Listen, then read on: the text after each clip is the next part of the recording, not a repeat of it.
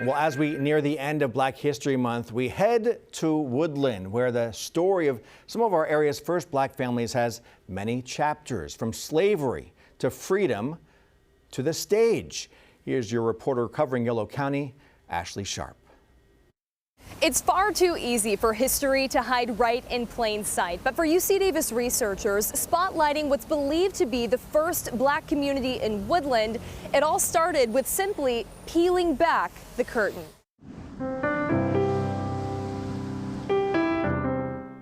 History takes center stage at the Woodland Opera House, where this photo, taken here more than 120 years ago, inspired Dr. Cecilia Sue to wonder what's the story behind these stoic faces, frozen and framed in black and white. These African Americans, who were a very small part of the population, they were respected members of the community. The professor and a team of UC Davis student researchers decided to dig in to help uncover this little-known Black community. Why is it so important that we remember these people? I see it as this is not just Black American history, it's Californian history, it's American history. It's our history. That's right. From a single still to the shelves of the Yolo County archives. Some of these underrepresented groups, they show up in the records, but it's a little bit hidden, and so you have to figure out where are the best records to find them. Yeah, sure, we can look at some other pictures. So the archive team helped the student researchers step into the past. Yeah.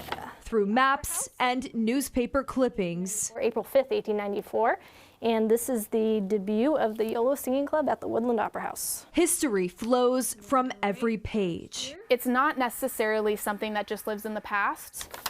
Painting a 19th century picture of Woodland when the Opera House sat at the social center of town. Probably late 1880s, early 1890s. And when it came to finding record of these first Black families, this is called the Great Register of Yolo County. Voter registration helped identify them, including two Longris brothers who registered to vote in 1870. And here's Benjamin, so they registered right around the same time.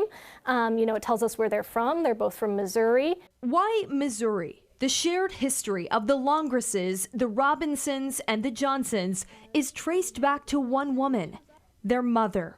Mary Ann Winrow Johnson was one of the first enslaved women brought to Woodland by her enslaver in 1856 from Missouri. California was a free state and slavery wasn't legal, and yet people were bringing these folks out as slaves. Legal loopholes and lack of enforcement allowed slavery in the state. With enslavement, we don't think of the story of California, and this completely reshapes our understanding of California history and the history of Black Americans within California. Serena Crawford is one of the lead UC Davis student researchers working on the project. They discovered Mary was brought with two of her youngest children, but four of her sons were left behind, enslaved in Missouri until after the Civil War, freed by emancipation. Oftentimes they wanted to reunite their families, but they weren't able to find them just because of the ways that movement and migration worked during enslavement. So the fact that we can see that a family was able to reunite with not just two people, but up to 5 of the children is a really beautiful story. It was the 1870s when the family finally reunited in Yolo County. 3 of those brothers ended up settling more permanently in Woodland and raising large families there, including, and had some children who had a knack for the performing arts. So back to this photo, taken in 1903 of the Yolo Singing Club, made up primarily of the descendants of those men who traveled thousands of miles to find their mother, Mary Winrow's sons. So these are some of their children, nieces and nephews. So that's also really neat, and that was something we didn't know about until this project. The formerly enslaved built a community, businesses, and as county records show, some owned land and property. In the South, you would see, Jim Crow is getting enacted, and you're seeing these abilities of Black people being curtailed by the system. And so in California, you're seeing a story where they're actually able to succeed after emancipation rather than just continuing to be oppressed. It's a story of uplift, from the stage to helping establish Second Baptist Church in Woodland.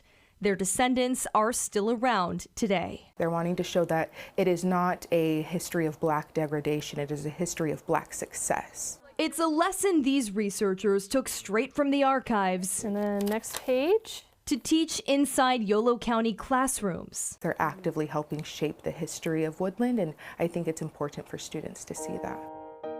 And this display at the Opera House And we didn't know that we would find all of these details. now spotlights the history of the Yolo Singing Club, also called the Merry Company. We have some of the sheet music, the cover. Their stage presence and joyous, family-friendly ensemble was in stark contrast to other performances of the time rooted in racism.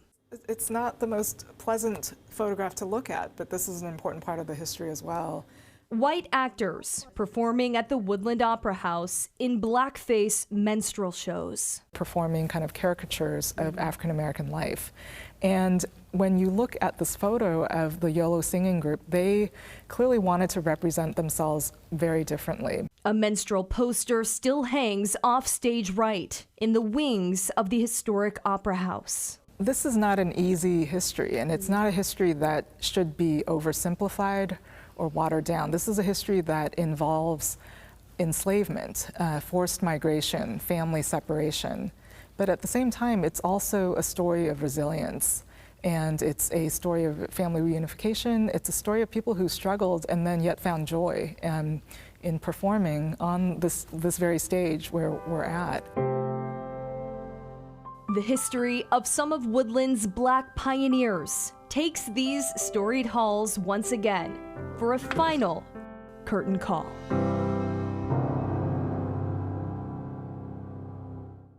And that single photo taking us all on a journey tonight. Thanks, Ashley.